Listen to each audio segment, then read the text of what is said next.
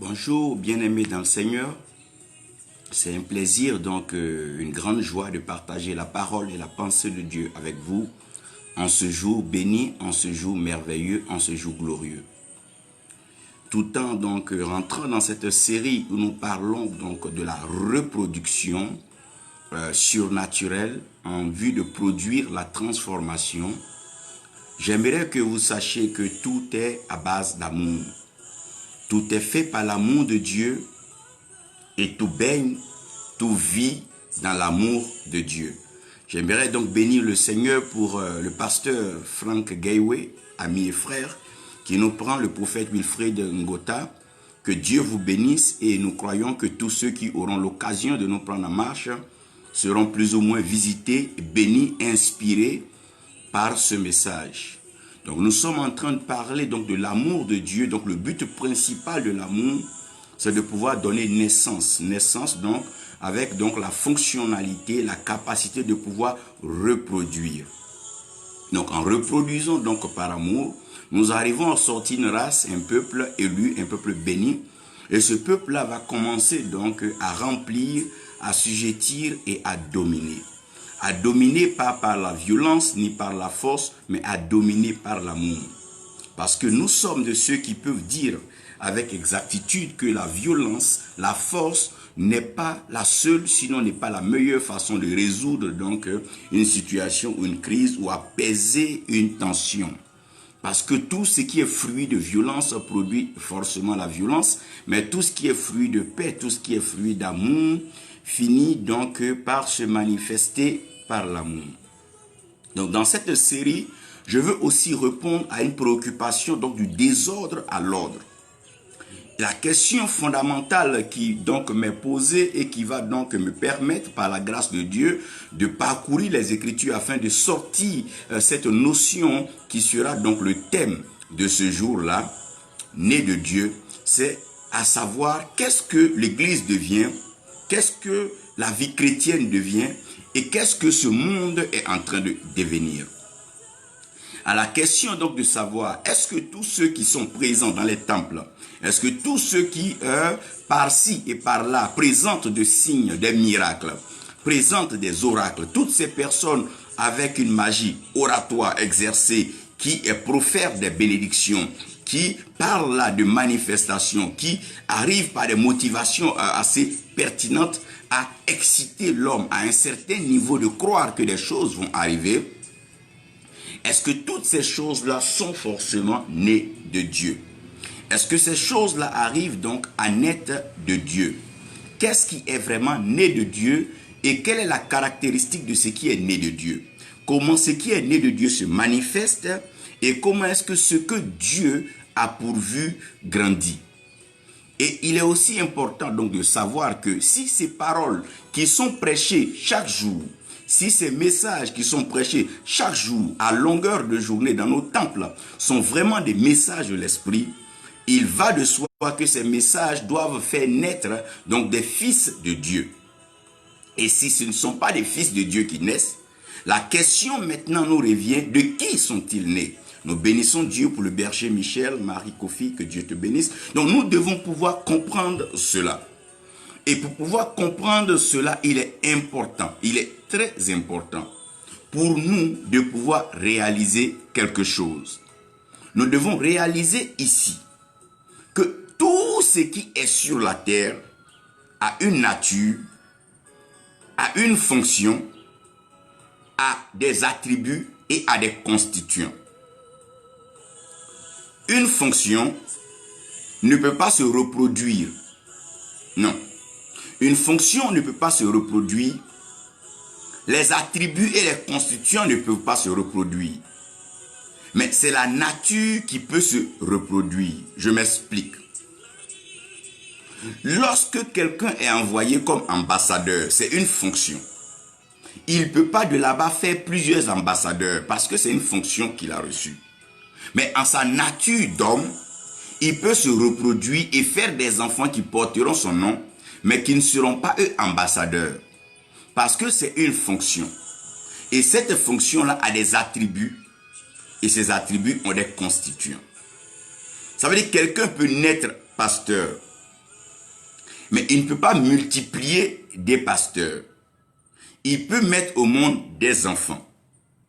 Mais si ces enfants sont de la nature de Dieu, alors ces enfants peuvent être reproduits en fonction du service, en fonction du ministère et en fonction de la grâce de Dieu.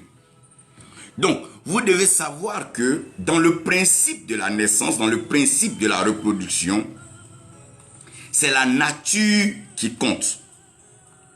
Si la nature n'est pas connue, il est clair que le fruit, l'espèce née de cette nature, ne sera pas connue et ne sera pas serviable. Donc, si je suis appelé prophète, cela ne dit pas que tous les enfants qui naissent de moi sont d'office prophètes, mais ils naissent de moi.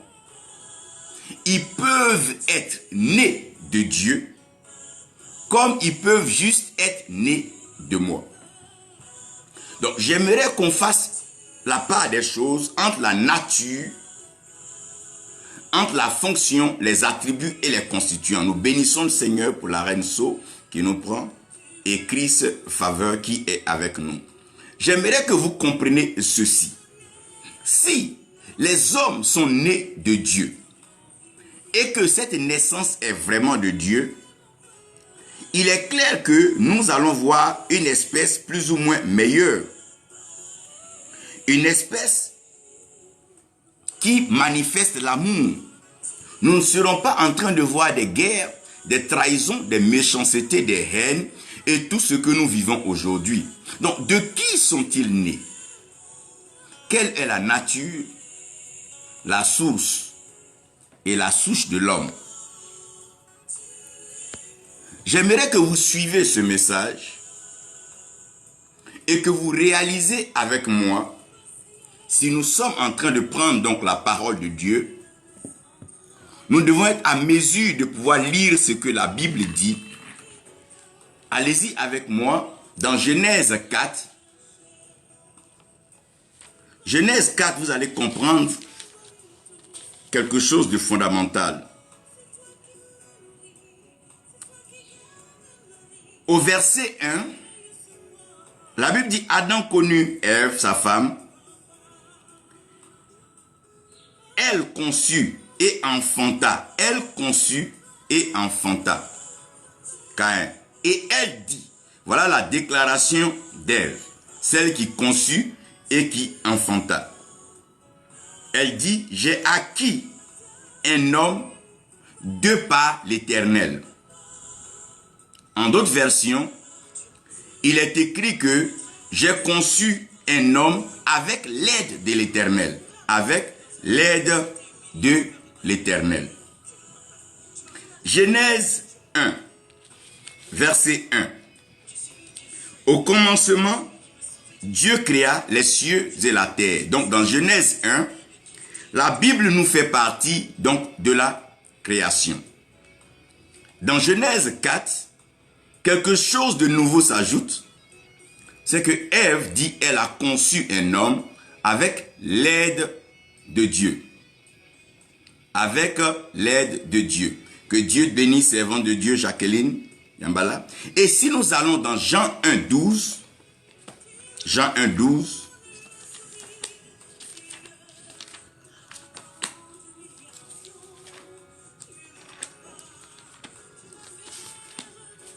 c'est souvent très bon de retourner à ces Bibles-là. À force d'utiliser les Bibles électroniques et retrouver facilement les passages, par moment, il faut revenir ici pour voir un peu cette beauté. Donc Jean 1, 12, je suis. La Bible dit, mais à tous ceux qui l'ont reçu, à ceux qui croient en son nom, elle a donné le pouvoir de devenir enfants de Dieu, lesquels sont nés, non du sang, ni de la volonté de la chair, ni de la volonté de l'homme, mais de Dieu. Nous prions pour la parole de Dieu. Père, tu es l'autorité spirituelle suprême. Tu règnes dans le ciel et sur la terre, tu accomplis tes œuvres. Viens en ce moment par ta parole et bénis-nous au nom de Jésus. Amen. j'aimerais que tu écrives et que tu marques que tu es né de Dieu. Tu es né de Dieu. Et quand tu es né de Dieu, tu es né de Dieu pour un but. J'aimerais expliquer ici le but de ce qui se fait. Israël le diamantaire, que Dieu te bénisse. J'aimerais que vous réalisez que il y a eu 4 choses que je vais vous faire constater. La première des choses, c'est la création. Qu'est-ce que c'est que la création? D'où vient la création? Qu'est-ce qui a créé? Si vous lisez la Bible, vous allez comprendre que Dieu a créé par son pouvoir. Donc Dieu a créé par son autorité. Dieu a créé par sa puissance. Donc, le but de la création, on crée pour prouver l'autorité, la puissance et le pouvoir. Si aujourd'hui je suis par exemple chef ou bien leader ou chef d'État ou quoi que vous pouvez penser, je peux créer des postes, je peux créer des choses, mais je les crée par quoi? Par mon autorité et par mon pouvoir. Donc on peut créer par l'autorité, on peut créer par le pouvoir, par la puissance. Aujourd'hui, là, Dieu peut décider de créer des serpents parce que Dieu est puissant. Il peut décider de créer des dragons parce qu'il est puissant. Il peut décider de créer toutes sortes d'animaux parce que Dieu est puissant. Il peut créer toutes sortes d'espèces parce qu'il est puissant. On crée pour prouver et pour manifester la puissance. Maintenant, vous allez comprendre que Dieu aussi peut fabriquer. On fabrique pour le bonheur. On fabrique pour un besoin d'usage. Par exemple, l'homme a besoin d'avion, l'homme fabrique l'avion. L'avion devient maintenant pour un usage. L'avion vient pour un besoin. L'avion vient pour être utilisé. Donc on fabrique pour un besoin. Donc tout ce que Dieu a fabriqué pour un besoin. Lorsque Jésus-Christ a fabriqué, il a transformé l'eau en vin, c'est pour un besoin. Donc tous les miracles, tout ce qu'on opère, tout ce que Dieu fait, c'est pour un besoin. C'est pour un besoin ponctuel. Comprenez que la fabrication est pour un besoin. Et après la fabrication, il y a l'accouchement. L'accouchement, c'est la capacité à pouvoir donner naissance sans toutefois se reproduire. Parce que vous allez comprendre qu'il y a des grossesses indésirées, des grossesses mal contactées, tout ça là. Et donc, on accouche en général pour le plaisir, on accouche pour la joie, on accouche pour la satisfaction et on accouche pour le bonheur. Quand une femme accouche d'un enfant, ce n'est pas d'abord pour que l'enfant soit pour Dieu, pour que l'enfant soit à l'image de Dieu. Elle accouche pour son propre plaisir, elle accouche pour sa joie, elle accouche pour son bonheur. Anne voulait accoucher, souvenez-vous, c'était ni à cause de Dieu, c'était ni à cause de quelqu'un d'autre, mais Anne était en train de chercher à accoucher pour elle-même son bonheur, pour sa joie et sa propre satisfaction.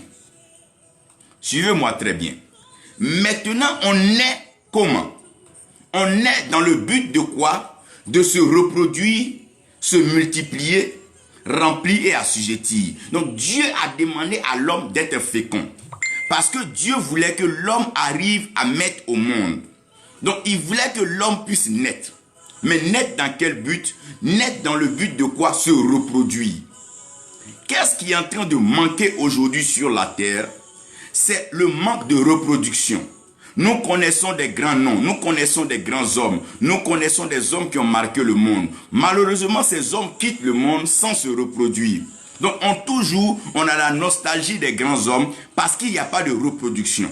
S'il y avait une reproduction conforme avec une transformation, on ne serait pas en train de pleurer les apôtres aujourd'hui, on ne serait pas en train de pleurer Élie aujourd'hui, on ne serait pas en train de pleurer Jean le Baptiste aujourd'hui, on ne serait pas en train de pleurer donc Jésus lui-même, on ne serait pas en train de pleurer tout ce que nous avons vu, on ne serait pas en train de pleurer les Charles Spurgeon, on ne serait pas en train de pleurer les William Branham, on ne serait pas en train de pleurer les Catherine Kuhlman, parce que la reproduction redonne l'espèce avec la capacité, la fonction, le potentiel et les attributs, les constituants pour pouvoir accomplir ce qui a été accompli. Si Élie s'était reproduit, aujourd'hui nous aurons des Élie, des personnes qui pourront défier les prophètes de Baal et prouver devant le peuple que l'Éternel est Dieu.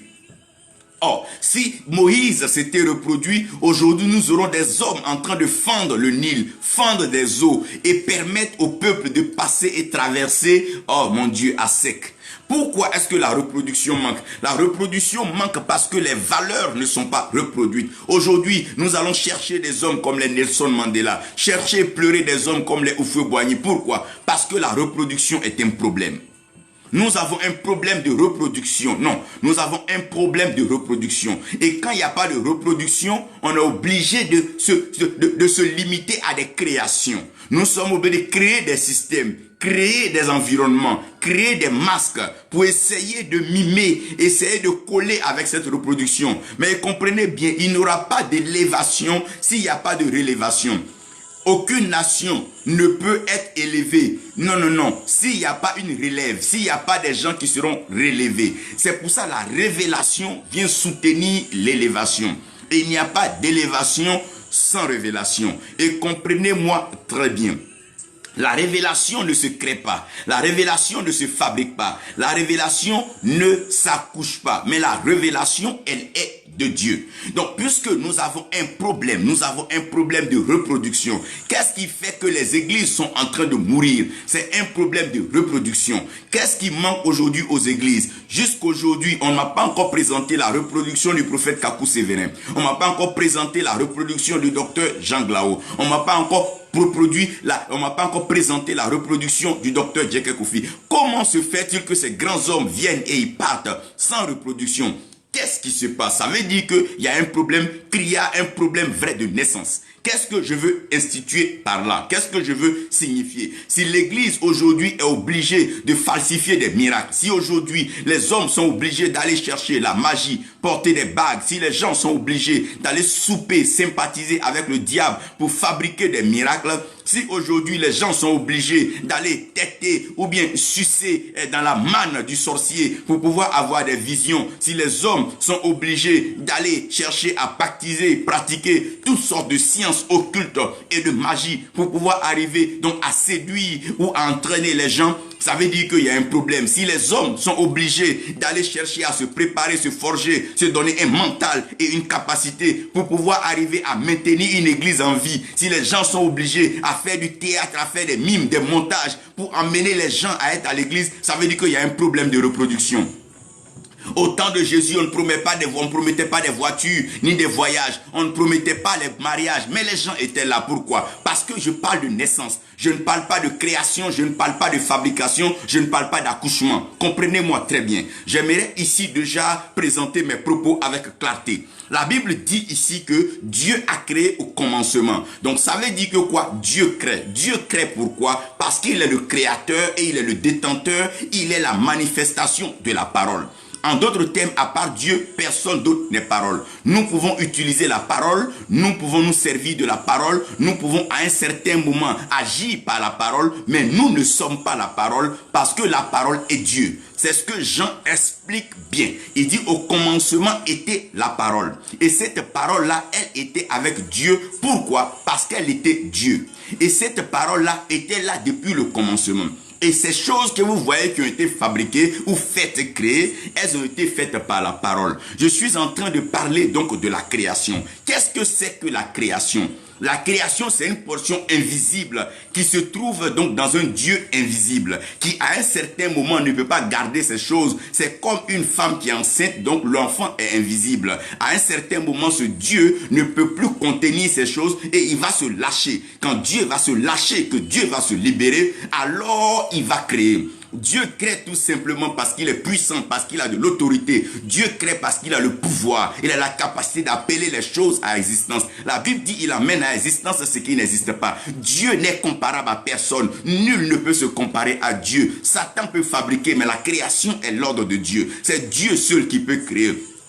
Il peut demander aux eaux, reproduisez-vous et amener à existence des poissons qui n'existaient pas. Il peut dire au vent, à l'air, permet que des oiseaux puissent venir en toi. Regardez comment le Dieu que nous servons est puissant, est si dominant, est si objectif. Il demande à la terre, donne-moi de la verdure, donne-moi des herbes, donne-moi des arbres. Je veux y mettre des animaux, je veux mettre un règne là, oh my God. Et Dieu permet que ces choses arrive. Likolanda Shikala. Qui aurait dû penser à tous ces noms d'animaux, des animaux dont les noms ne sont pas encore trouvés? Quand tu regardes dans l'atlas du monde sauvage, il y a des noms d'animaux inimaginables. Quand tu regardes un peu National Geographic, tu vois des types d'animaux, tu ne sais même pas comment Dieu. Ça, c'est le pouvoir, la puissance, l'autorité de la création. Mon frère, Dieu continue de créer. Dieu n'a pas cessé de créer et Dieu va toujours créer. Aussi longtemps que la parole existe, elle va créer. La parole créera un monde meilleur. La parole présentera des nations meilleures. La nation présentera des prophètes authentiques, des apôtres appelés, mandatés avec une mission de la part de Dieu. Je suis en train de parler de la parole.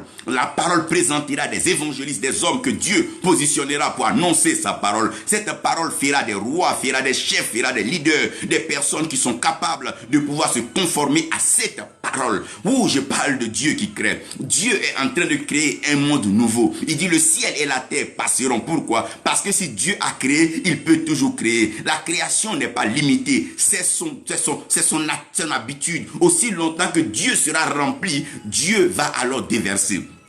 La création continue. Dieu est un Dieu de création et Dieu ne cessera pas de créer. Mais Dieu ne crée pas son image. Dieu ne crée pas sa ressemblance. La création n'est pas la naissance de Dieu. La création est la fabrique, est l'œuvre des mains de Dieu. C'est pour ça que Dieu a créé toute la création, mais rien dans la création ne ressemble à Dieu. C'est vrai qu'en termes d'attributs, en termes de pouvoir, en termes de potentiel, la création a un potentiel, a un pouvoir. Les eaux ont leur pouvoir, le vent a son pouvoir. La terre a son pouvoir, le feu a son pouvoir. Dieu a donné à tout ce qu'il a créé un pouvoir de pouvoir agir par mandat. Ça veut dire que la terre peut agir quand Dieu veut. L'eau peut agir quand Dieu veut. Le feu peut agir quand Dieu veut. C'est pour ça qu'il demande au feu de s'activer pour réserver alors une punition de transformation à tous ceux qui vont désobéir à sa parole. Dieu a ce pouvoir et Dieu a cette capacité. Il est le Dieu créateur. Il crée, mon frère, il crée. Dieu crée des espèces inimaginables. Dieu crée des situations inimaginables. Il est le Dieu de la création. Il est le Dieu de la récréation. Il est le Dieu qui apporte les miracles. Ça, c'est l'œuvre de la création.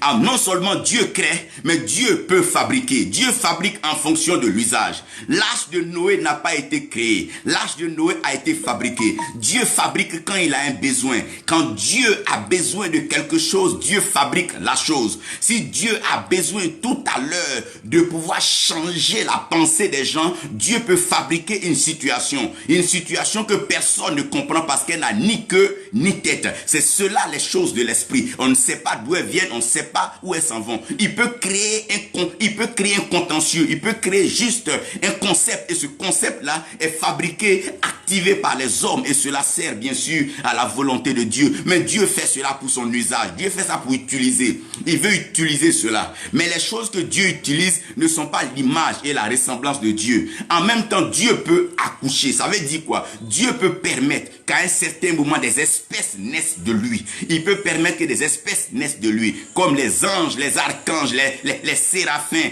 et tout ce que vous pouvez connaître alors comme être céleste. Dieu est un Dieu de création. Et il est un Dieu qui fabrique, il amène des choses à être avec lui. C'est Dieu qui a organisé l'armée céleste. C'est lui qui a voulu à un certain moment avoir des gens dont il avait besoin. Il les a fabriqués pour ses besoins. Il a fabriqué Lucifer parce qu'il en avait besoin pour transporter la lumière. Lucifer veut dire l'ange de lumière. Il est connu par sa fonction et il est connu aussi par ses attributs. Sa nature n'est pas totalement expliquée. C'est vrai qu'ils font partie de la famille donc des séraphins. Il y a des chérubins et tout. Je suis d'accord. Mais je suis en train de parler de la fonction. Dieu a fabriqué ces choses-là pour un but.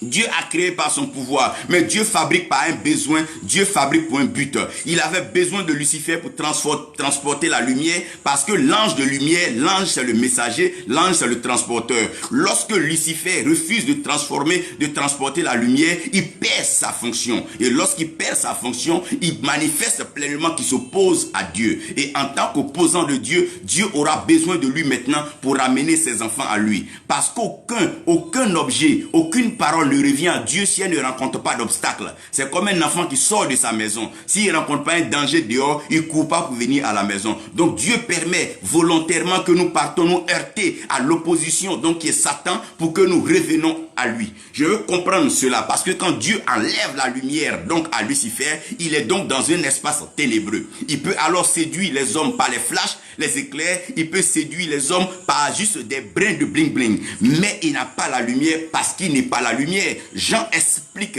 bien cela et j'aimerais que vous compreniez. Donc Dieu est le Dieu de la création. Donc tout ce que vous voyez a été créé par Dieu. Rien n'a été créé par un autre homme. Si quelqu'un vous dit qu'il a créé quelque chose, dites-lui qu'il a fabriqué. Il ne peut pas créer quelque chose parce que la Bible dit par la foi, nous comprenons que le monde et tout ce que cela contient a été créé par la parole de Dieu. À part Dieu, personne n'a créé. Personne ne peut dire l'eau, les bois et tout ça lui appartiennent. Non, par ignorance, certains esprits peuvent aller habiter ces lieux, mais ça ne leur appartient pas. C'est pour ça que quand Dieu crée l'homme, Dieu dit à l'homme, domine sur les poissons des eaux. En d'autres termes, domine sur l'eau. Permets que l'eau fasse partie de tes attributs et de tes amis. Ne laisse pas l'eau comme ennemi parce que tu en auras besoin. Il demande à l'homme de dominer sur les oiseaux du ciel. Il dit que le vent ne soit pas ton ennemi. Collabore avec le vent, que le vent t'emporte dans les hauteurs, que le vent te maintienne dans l'élévation et la révélation. Il dit domine sur tous les animaux qui se meuvent sur la terre. En d'autres termes, remplis la terre, sature la terre de ma parole comme les eaux couvrent les fonds des mers. Que la terre entière soit saturée par ma parole. Que la prédication puisse aller de nation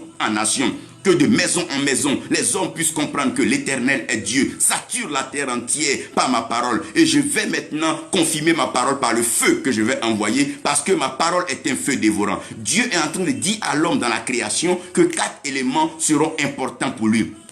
La terre, l'eau, le vent et le feu. Ceux-là ont été créés par Dieu et ils ont un pouvoir. Les autres ont été fabriqués et comme ils ont été fabriqués, ils ont juste donc un besoin. Tout ce que vous allez voir, voiture, avion, tout ça là, fonctionne avec des besoins. C'est parce qu'on a besoin de prendre un vol qu'on prend l'avion, c'est pas besoin. Mais ces choses ne sont pas la priorité de notre naissance. J'aimerais éclaircir ceci maintenant. Maintenant, comprenez un peu. Dans Genèse 4, à part que Dieu ait tout créé, comprenez bien que on peut donner naissance, on peut créer, on peut faire avec l'aide de Dieu. Donc Ève dit qu'elle a eu un homme avec l'aide de Dieu. Qu'est-ce que j'appelle l'aide avec l'aide de Dieu? Ce que nous faisons avec l'aide de Dieu n'est pas forcément la volonté de Dieu. C'est aussi l'usage du nom de Dieu en vain. Dans Exode, la Bible dit, tu n'utiliseras pas le nom de ton Dieu en vain. Ça veut dire que si cela est interdit, ça veut dire que des gens peuvent le faire, mais des personnes mal intentionnées. Donc des personnes vont maintenant faire des choses avec le nom de Dieu. Ils vont savoir qu'ils sont des magiciens, des satanistes, mais ils vont couvrir cela avec le nom de Dieu. Ils vont le faire avec l'aide de Dieu. Même le féticheur, quand il présente son fétiche, il dira si Dieu le veut. De l'autre côté, on dira niala sona. Ça veut dire que si Dieu est d'accord. En d'autres termes, on veut faire des choses avec Dieu. On veut faire des choses avec le nom de Dieu. On veut partout passer avec le nom de Dieu. Tout le monde se fait passer pour religieux. Tout le monde se fait passer pour ami, enfant de Dieu. Tout le monde se fait passer pour messager de Dieu. Tout le monde se fait passer pour prophète et pasteur de Dieu. Donc aujourd'hui, les hommes font tout avec l'aide de Dieu. Il sait très bien que ses intentions, c'est de se faire de l'argent, se faire des voitures. Il le sait très bien, mais il veut couvrir cela avec l'aide de Dieu. Ève dit que j'ai eu un homme avec l'aide de Dieu. Ça veut dire que l'aide de Dieu, c'est quoi? C'est la contribution de la nature et avec pas une approbation vraie de Dieu. Mais Dieu laisse des choses faire parce que cela n'est pas pleinement dans sa volonté. C'est ce que d'autres appellent la volonté permissive de Dieu. Donc Adam, Ève a eu un enfant avec l'aide de Dieu. Comprenez bien, l'enfant est Caïn. Vous avez compris à la suite le comportement de Caïn. Un meurtrier et un meurtrier de son frère. Un jaloux. Et voilà, est-ce que cela est de la nature de Dieu? Je ne pense pas et je dirais non. Quand tu fais des choses avec le nom de Dieu, tu finis toujours très mal. Je veux t'interpeller, frère, sœur. Toi qui sais que Dieu ne t'a pas appelé à une fonction, laisse cette fonction. Occupe-toi de ce que tu penses que tu peux faire. Si Dieu trouve utile, alors il t'appellera à la fonction. Nous n'avons rien à forcer. Nous devons tout simplement laisser Dieu accomplir sa volonté. rêve dit que j'ai eu un enfant avec l'aide de Dieu. Des gens ont bâti des églises avec l'aide de Dieu, mais c'est pas la volonté de Dieu. Des gens ont voyagé avec l'aide de Dieu, mais c'est pas la volonté de Dieu. Des gens se sont mariés avec l'aide de Dieu, mais c'est pas la volonté de Dieu. Des gens ont fait des enfants avec l'aide de Dieu, mais c'est pas la volonté de Dieu. Tu peux pas aider Dieu, tu ne peux pas aider Dieu. On n'aide pas Dieu, c'est une activité, c'est une perte de temps. On ne peut pas aider le vent, tu ne sais même pas où il bat. Tu ne peux pas l'aider à souffler, laisse-le souffler. On n'aide pas Dieu. Il dit, j'ai fait avec l'aide de Dieu. Aujourd'hui, des gens sont donnés des titres avec l'aide de Dieu. Et ils font cela par fabrication.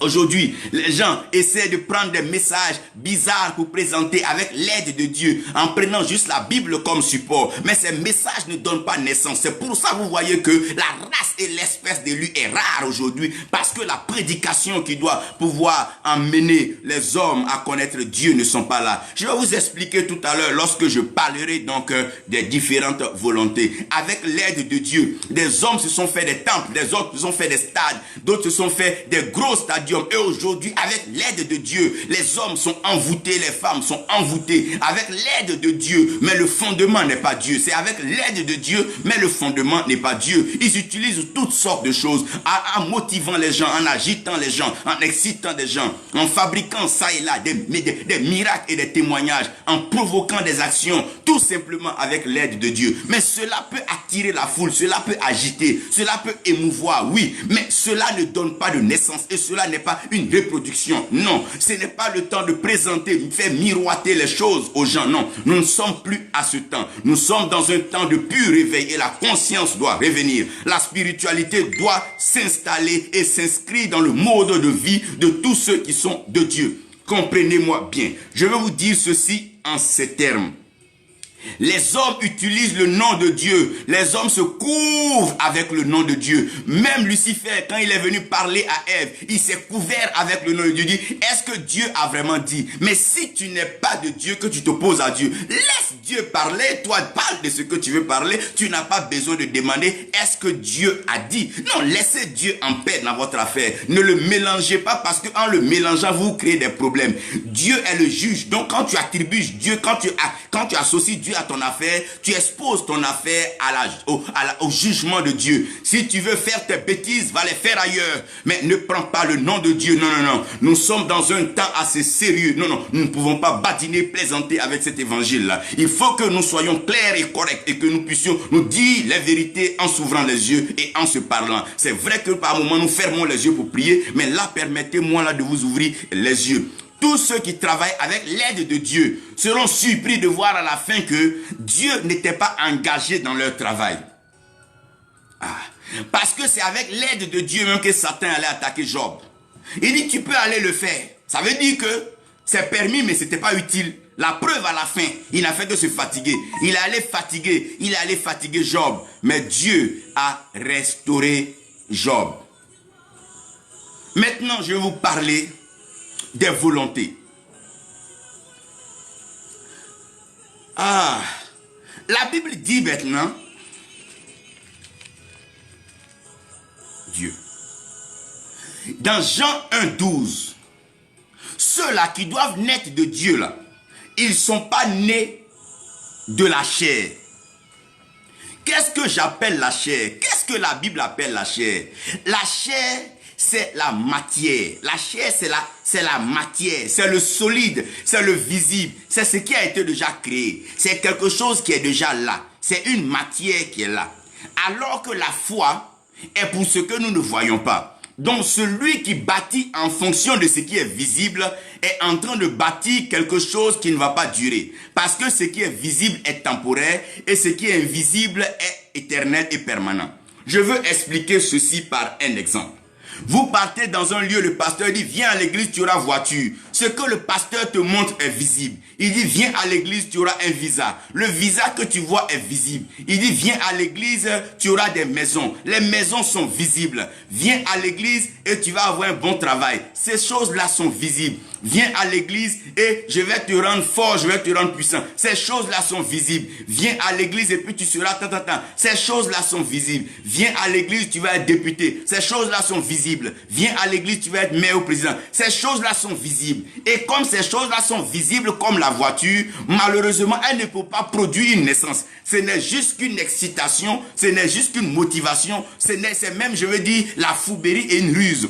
Comment prendre quelque chose de matériel pour attirer quelqu'un dans un monde surnaturel? C'est ce que le serpent a fait. Il a présenté la chair, il a présenté la matière, il a présenté le fruit à Ève. Il ne lui a pas présenté l'esprit derrière le fruit, il lui présente le fruit. Faites attention, toute matière, tout ce qui est matériel, toute chair aspire, il y a un esprit derrière. Faites attention à tout ce que vous touchez, faites attention à tout ce que vous portez, faites attention à tout ce que vous mangez. Il y a toujours un esprit derrière ce qui est matériel et derrière ce qui est chair. Il dit ceux-là ne sont pas nés de la chair, c'est pas de la volonté de la chair. Pourquoi aujourd'hui on peut convaincre un pasteur, viens on va te donner maison, tu vas être pasteur. Et ce dernier accepte pour la matière, pour la chair, venir assumer une fonction spirituelle. Non, je peux comprendre que pour des activités, pour un peu de sport comme le football, je peux comprendre et je veux même me prêter à cela. Que pour des fonctions naturelles, on puisse proposer des gains matériels à un homme. Mais comment est-ce qu'on peut proposer des gains passagers, des gains temporaires, des gains matériels à un homme qui doit naître? Non, quand un enfant doit naître, il ne naît pas parce qu'il y a du sport, il ne naît pas parce qu'il y a des voitures, il ne naît pas parce qu'il y a des avions, mais il naît parce qu'il a besoin d'être sur la terre pour accomplir son rôle et jouer donc son rôle, accomplir sa mission et sa fonction pour laquelle il est né. Ça veut dire qu'il y a un désir plus profond qui doit transcender, aller au-delà du matériel. Je ne veux pas dire que le matériel est mauvais, mais on ne peut pas devenir chrétien sur la base du matériel. Non, je ne peux pas comprendre cela parce que ce n'est pas une naissance, c'est une fabrication. Ce n'est qu'une ruse. On va t'attirer dans l'église avec voiture, on va t'attirer dans l'église avec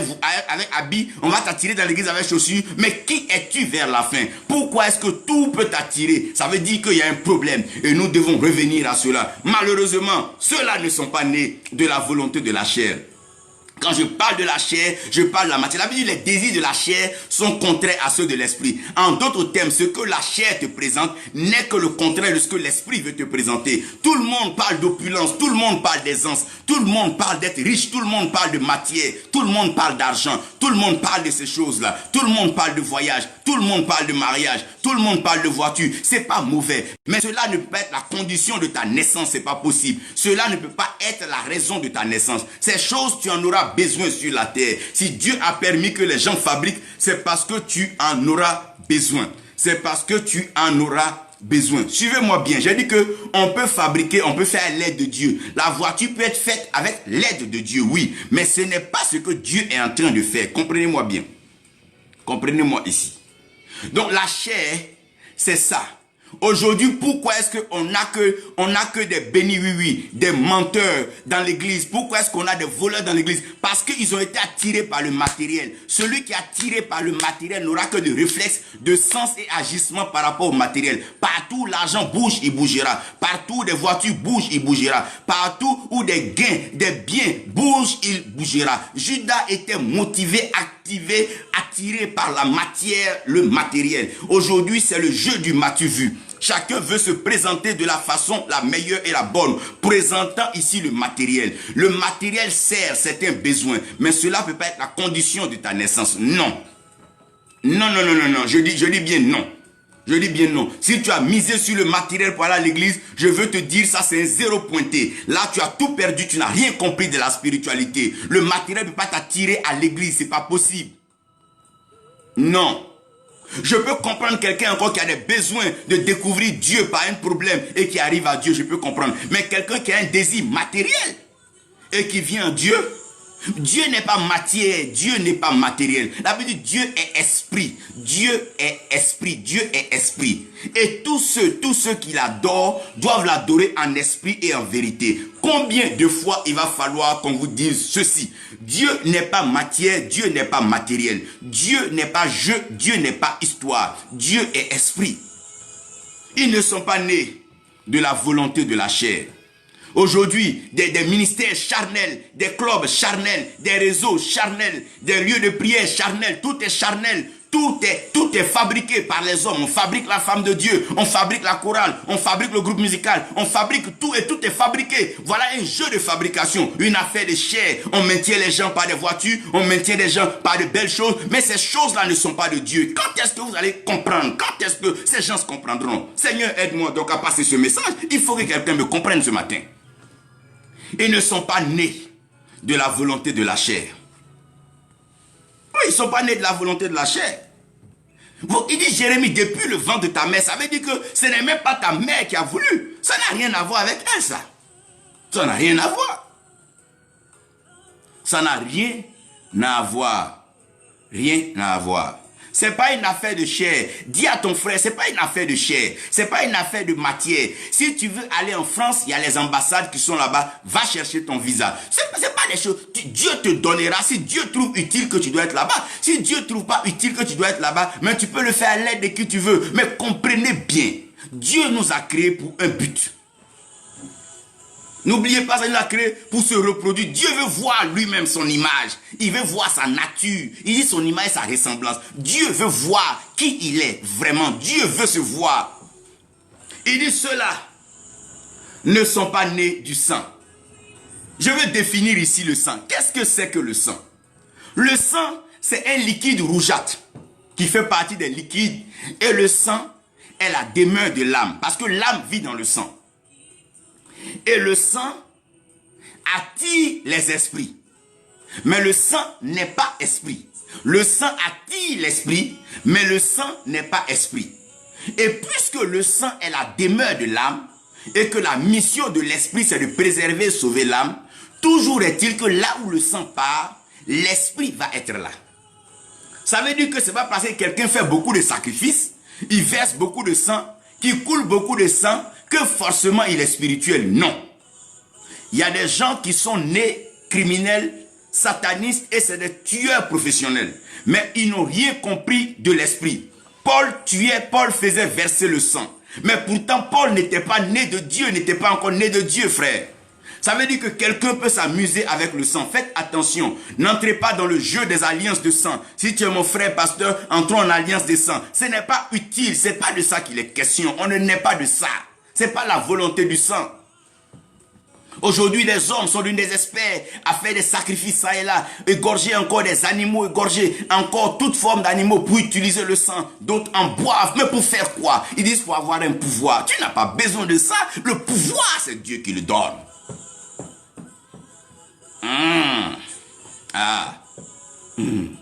Ils ne sont pas nés du sang. Quand on parle du sang, j'ai pas là le temps de pouvoir parler. Le sang est un soutien à la naissance. C'est pour ça qu'un enfant doit naître, la femme elle doit perdre de l'eau et elle doit perdre du sang. Mais l'enfant ne se forme pas dans le sang, c'est dans l'eau, le liquide amniotique, c'est dans l'eau que l'enfant se forme. Le sang vient maintenant pour participer, pour donner une identité.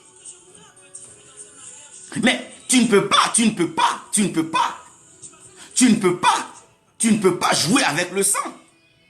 Parce que la Bible dit il n'y a pas de pardon de péché s'il n'y a pas de fusion de sang. Mais n'oubliez pas que c'est l'âme qui pêche, ce n'est pas l'esprit. Ça veut dire que ce n'est pas une affaire d'esprit, c'est une affaire d'âme.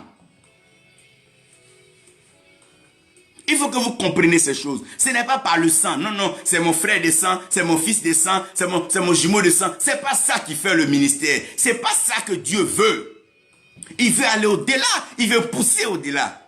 C'est vrai que quand Dieu a soufflé en l'homme, l'homme est devenu une âme vivante. Vous voulez que je vous explique ce procédé? C'était comme à la noce de Canaan. Lorsque Jésus a parlé le souffle sur l'eau, l'eau s'est transformée en un liquide rougeâtre qui est le vin. Et c'est le vin qui est devenu le sang après. Dieu a fabriqué ce liquide-là afin de le mettre en l'homme pour que l'homme puisse fonctionner.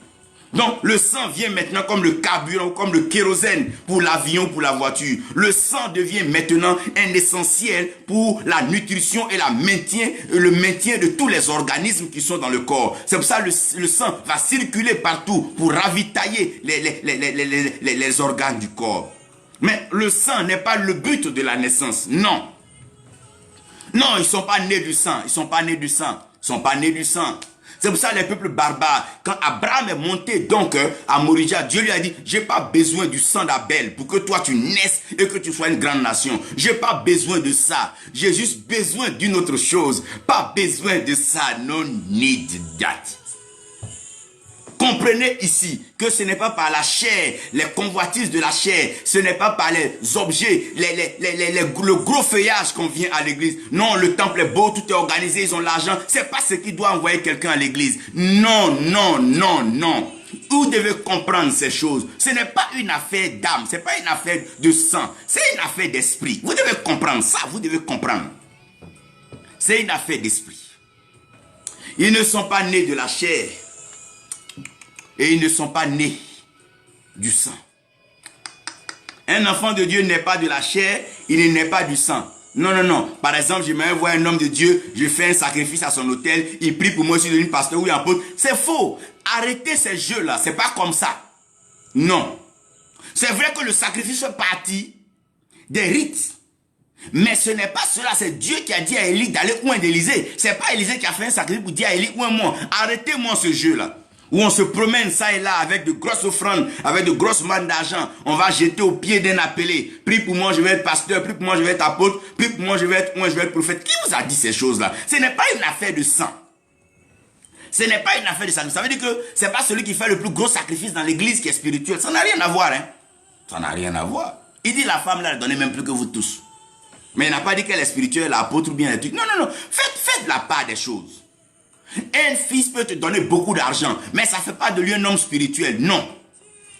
Quelqu'un peut ne même pas te donner quelque chose, mais ça peut faire quelque chose de spirituel. Ne ramenez pas l'esprit à ce que vous gagnez, ce que vous perdez. Non. Laissez cela. Ça fait partie de la vie, mais ce n'est pas l'essentiel de la vie. Et ils ne sont pas nés de la volonté de l'homme. La volonté de l'homme, c'est ici que j'aimerais parler. Aujourd'hui, les lieux de culte et les programmes sont devenus la volonté des hommes. Qu'est-ce que les hommes veulent? Les hommes veulent de l'excitation, les hommes veulent de l'émotion, les hommes veulent de l'agitation, les hommes veulent du mouvement, les hommes veulent de la sensation, les hommes veulent se surpasser, veulent entrer dans un lieu. Donc quand tu dois faire un culte aujourd'hui, si ça ne rentre pas dans le classique des hommes, c'est que c'est pas de Dieu. Si tu ne commences pas par la louange, l'adoration, que tu ne respectes pas l'ordre de culte des hommes, c'est que ce n'est pas de Dieu. S'ils viennent que tu ne fais pas asseoir devant pour dire leur nom, c'est que la volonté des hommes est en train de tuer les hommes de Dieu. La volonté des hommes est en train de tuer l'église. La volonté des hommes est en train de tuer la spiritualité. La volonté des hommes aujourd'hui, c'est ce que les hommes veulent que les pasteurs disent. C'est ce que les hommes veulent que les prophètes veulent dire. C'est ce que les hommes qui sont érigés en position, qui ont le matériel, qui ont la matière, poussent aujourd'hui les hommes à parler. La Bible dit c'est poussé par l'esprit que les prophètes ont prophétisé, mais ce n'est pas poussé par le matériel, ni poussé par les hommes. Tout ce qui se fait par la volonté des hommes finit toujours par être déception, parce que l'homme est méchant, l'homme est cruel, l'homme va te décevoir, l'homme va te séduire et l'homme va t'abandonner. Le problème aujourd'hui, c'est que les choses sont faites par la volonté des hommes. Si tu fais une petite croisade, que tu t'amuses à faire un montage, quelqu'un marche, les hommes veulent ça, ils vont acclamer. Mais depuis ils acclament, ils deviennent quoi? Depuis ils crient alléluia, ils font les vagues, ils deviennent quoi? Vous me posez-vous la question. C'est même qui vous rencontrent depuis des milliers d'années. C'est les mêmes qui ne changent pas. Ils sont comme des morceaux de bois dans l'eau. Ils suivent le mouvement de l'eau comme les caïmans, les poissons. Malheureusement, ils ne sont pas nés. Ils vont rester bois. Et c'est ces personnes aujourd'hui qui agitent les cultes. C'est ces personnes qui manipulent et qui mélangent l'ordre spirituel avec leur argent, avec leur voiture, avec leur maison, avec leurs biens. C'est eux alors qui gênent et qui détruisent l'ordre spirituel. Voici la volonté de l'homme. L'homme a une volonté. La chair a une volonté. Permettez-moi de vous dire ainsi. Au ciel, c'est l'esprit qui règne. Après l'esprit, le sacrificateur vient pour pouvoir gérer les choses. Et là-bas, le roi est assis et en train de comprendre certaines choses. Ça, c'est la fonction. Maintenant, sur la terre, c'est le corps qui règne. Si ton corps a besoin de quelque chose, tu ne réfléchiras plus, tu vas le chercher. C'est la chair qui domine, c'est la chair qui règne. C'est le corps qui règne. C'est pour ça que vous allez comprendre que même quand des hommes essaient de faire être spirituel, quand leur chair demande quelque chose, ils sont obligés d'abandonner la volonté de l'esprit pour aller accomplir la volonté de la chair. Qu'est-ce que je suis en train de vous dire? Je suis en train de vous dire que la volonté des hommes n'apporte pas de naissance. Tu peux aller vers les hommes les plus grands. Ils vont t'imposer la main, mais ça ne te fait pas naître de Dieu. Pourquoi? Parce que ce n'est ni de la chair, ni du sang, ni de la volonté des hommes. Je veux expliquer ceci ainsi et écoutez-moi bien. Lorsque je parle de la chair, je parle de la matière, ce qu'on prend pour vous attirer. On vous attire par des voitures, des biens. C'est pour ça que vos âmes meurent. Pas par le sang. Pourquoi? Parce que le sacrifice n'est pas le principe à la naissance. L'enfant naissant, il ne sacrifie rien. Il ne perd pas de sang ni rien. C'est la mère qui perd cela. Mais il est là.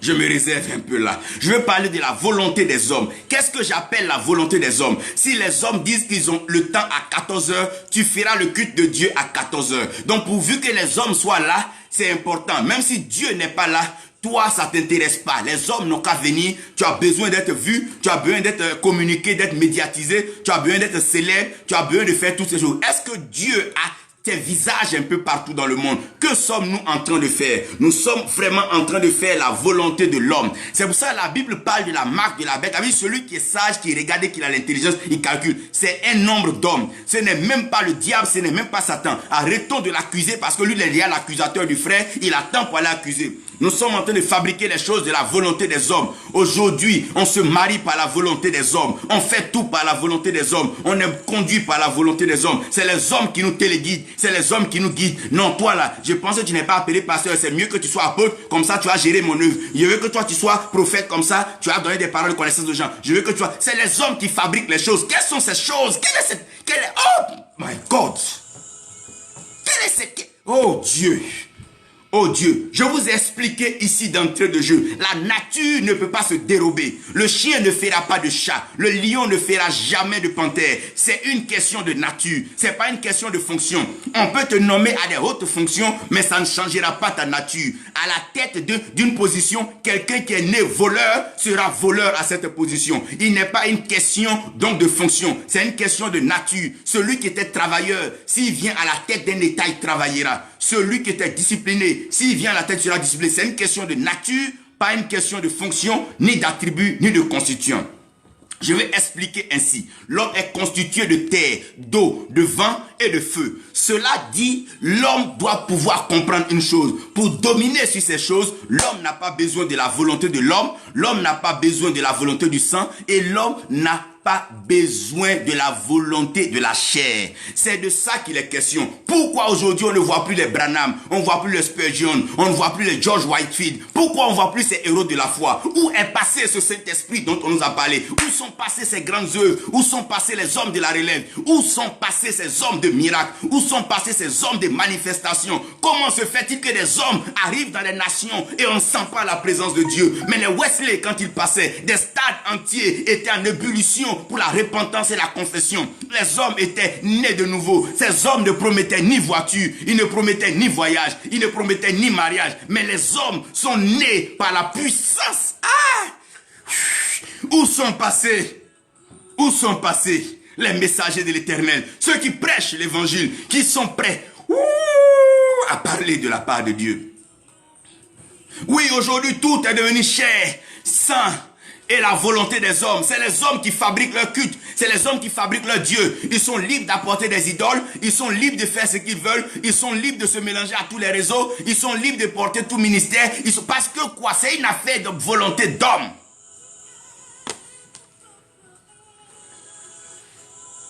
La volonté des hommes. Aujourd'hui, dès qu'un homme est au pouvoir, il réunit un nombre de prophètes autour de lui qui prophétisent en sa faveur. La volonté de Jézabel avait induit les prophètes de Baal en erreur. C'est pas parce qu'ils n'étaient pas des prophètes, mais ils sont des prophètes de Baal à cause de la volonté de quelque chose.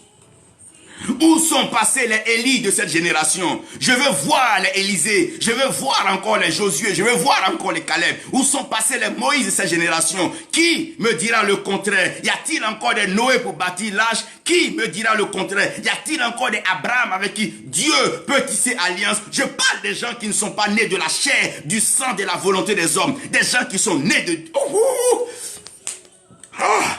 Nicodème vient le voir. Nicodème vient le voir et les deux doivent échanger, ils doivent parler là. Nicodème dit, mais tiens, personne ne fait ces miracles là, personne ne dit ces choses s'il n'est pas de Dieu. Nicodème, il ne le fait pas avec Dieu. Il dit, il est de Dieu. Donc ce n'est pas une question de faire avec Dieu. Ce n'est pas une question de mettre Dieu dans ton affaire. C'est une question de naître de Dieu. Non, tu peux mettre Dieu dans ton affaire comme le marabout, le féticheur, le sorcier. C'est pas important. Je parle ici de ce qui est fondamental et important. Ce qui est nécessaire maintenant. Il faut naître de Dieu. Jésus n'est pas allé dire à Nicodème, comme toi tu connais déjà la loi, viens avec moi, fais-moi une offrande. Je vais prier pour toi et quand c'est comme ça, Nicodème, tu vas devenir un enseignant avec l'esprit. Non, Jésus n'a pas dit à Nicodème, il dit, on ne peut pas fabriquer cela, Nicodème. On ne peut pas mimer cela, Nicodème. Cela ne dépend pas de toi, Nicodème. Mais il va falloir que quoi? Tu naisses d'esprit. Ah, il dit, Nicodème, si tu ne nais pas d'eau et d'esprit, tu ne verras pas le royaume des cieux. Pourquoi?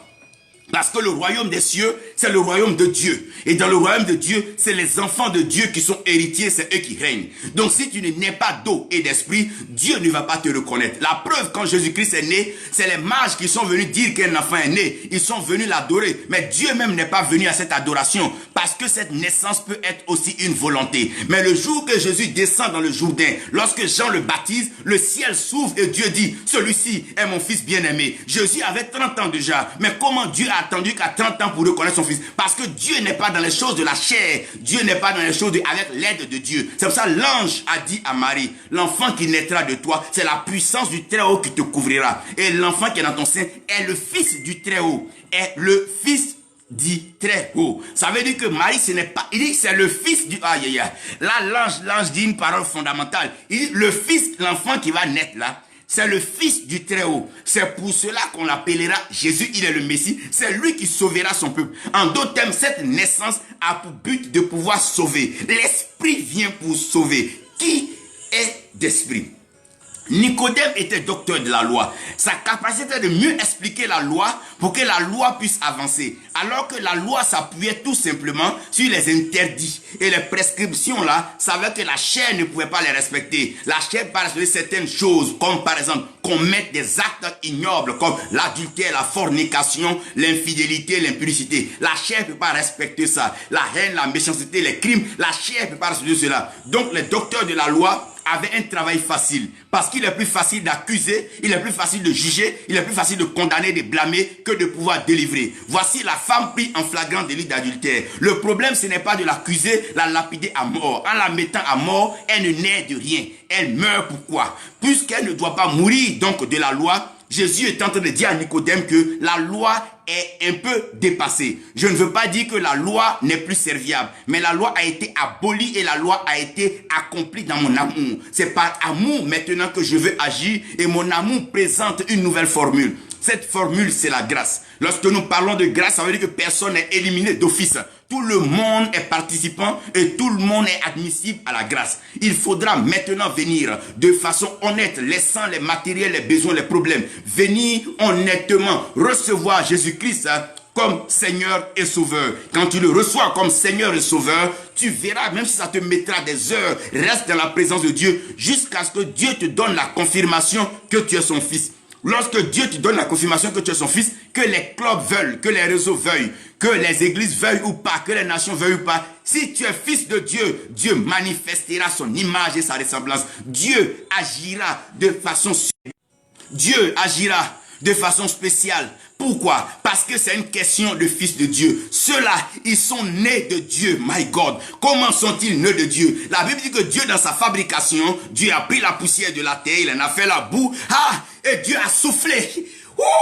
Il faut le souffle de Dieu. Je parle de quoi? Pas la Pentecôte de la célébration en tant qu'une fête, mais je parle de cette motivation de naissance. Je parle du roi, le souffle de Dieu, le vent inarrêtable, le vent que personne ne peut détruire, arrêter, mettre en captivité, nous tuer. Je parle des enfants de Dieu. Ceux-là ne sont pas corrompus et ceux-là sont immortels. C'est la race des éternels, c'est la race des élus. Je suis en train de parler de ceux qui sont nés de Dieu. Et il explique, Jean dit, à ceux qui l'ont reçu et qui ont cru, ils n'ont pas cru aux voitures, ils n'ont pas cru en des hommes, ils n'ont pas cru en la chair, ils n'ont pas cru au sang, ils n'ont pas cru en des avions, ils n'ont pas cru en des jets, ils n'ont pas cru en des foules, ils n'ont pas cru en des croisades, ils n'ont pas cru en des acclamations, ils n'ont pas cru en cela, mais ils ont cru en son nom. Ils ont cru en quel nom? Voilà ce que je veux dire. Ils ont cru dans le nom de Jésus-Christ. Et cela, la Bible dit que la parole, qui est l'autorité, leur a donné le pouvoir, en d'autres versions, le droit d'être fait enfants de Dieu. Et ceux-là, quand ils sont faits enfants de Dieu, ils ne sont plus nés de la chair, ni de la volonté du sang, ni de la volonté des hommes, mais ils sont nés de Dieu. Quelqu'un est né de Dieu. Parce que Dieu a besoin de reproduction. Dieu a compris et Dieu sait qu'il n'y a pas de succès sans successeur. La meilleure façon d'avoir des successeurs, ce n'est pas de fabriquer des gens. Ce n'est pas d'attirer les gens par le matériel. Ça finit toujours par gâcher la succession. Mais c'est de se reproduire.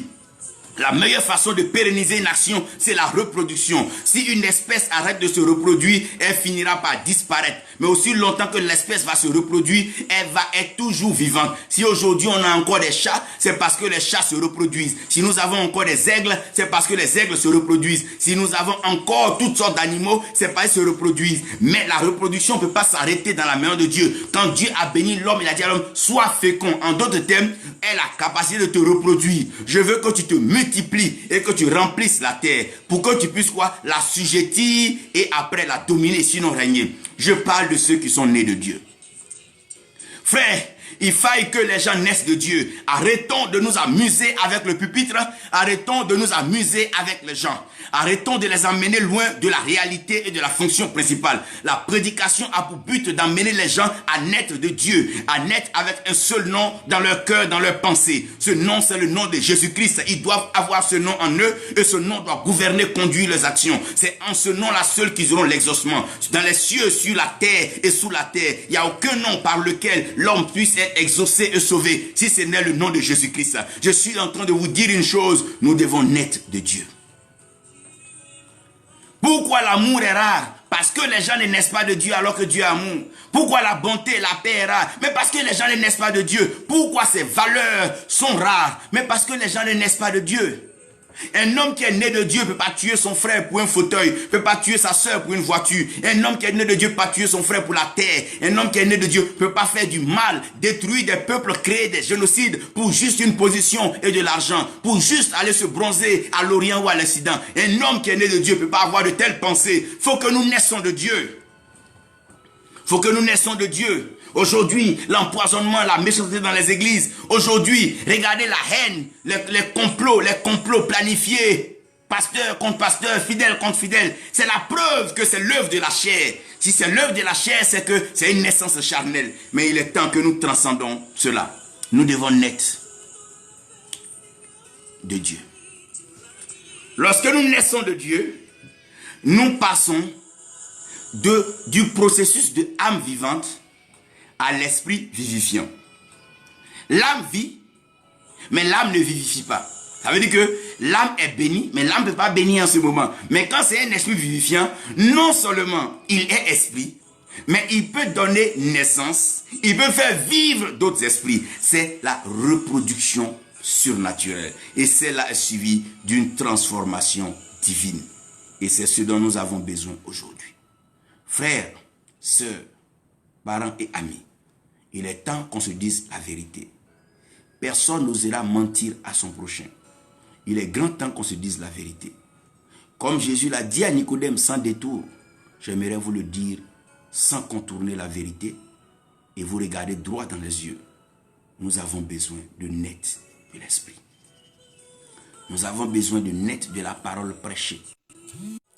Nous devons aujourd'hui comprendre l'importance de ceci. Naître de nouveau. Nous devons naître de l'esprit. Même si les hommes pensent qu'ils nous ont dévancés, mais sachez une chose, Dieu a créé le monde pour ses héritiers. Tous ces biens pour lesquels les hommes se tuent, ils le laisseront aux héritiers de Dieu. Notre priorité, ce n'est pas les biens de la terre, mais c'est chercher premièrement le royaume des cieux et sa justice. Et tout le reste nous sera accordé. Que Dieu vous bénisse, que sa grâce repose sur vous. Nous prions. Père, nous voulons des naissances. Nous sommes fatigués des mouvements de vagues, d'un lieu à un autre lieu, d'un programme à un programme, d'une séance à une séance. Nous voulons, Seigneur, voir des naissances de nouveau. Nous voulons voir nos nations naître de nouveau. Nous voulons voir nos continents naître de nouveau. Nous voulons voir nos leaders naître de nouveau.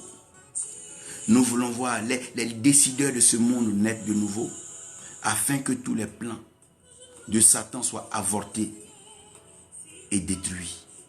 Mais que toi, Dieu, tu règnes par tes enfants sur la terre. Au nom de Jésus. Amen. God bless you all, brothers.